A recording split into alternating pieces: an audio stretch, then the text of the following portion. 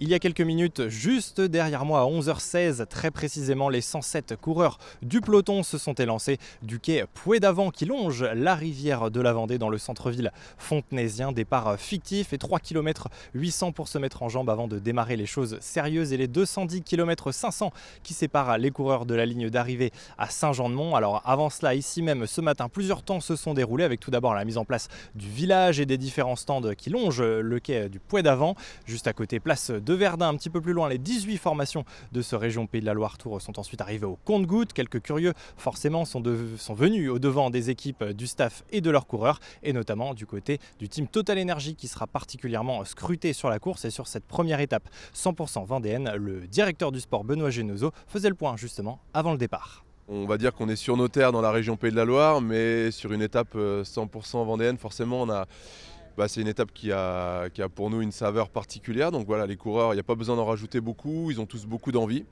On a prévu d'aborder ce Pays de la Loire Tour les étapes les unes après les autres, avec cette première étape, avec une météo un peu capricieuse, des terrains parfois dégagés. Voilà, donc l'idée c'est de ne pas avoir de regrets ce soir et de pourquoi pas assister à une arrivée au sprint. Et pour ça, on a quelques cartes à faire valoir.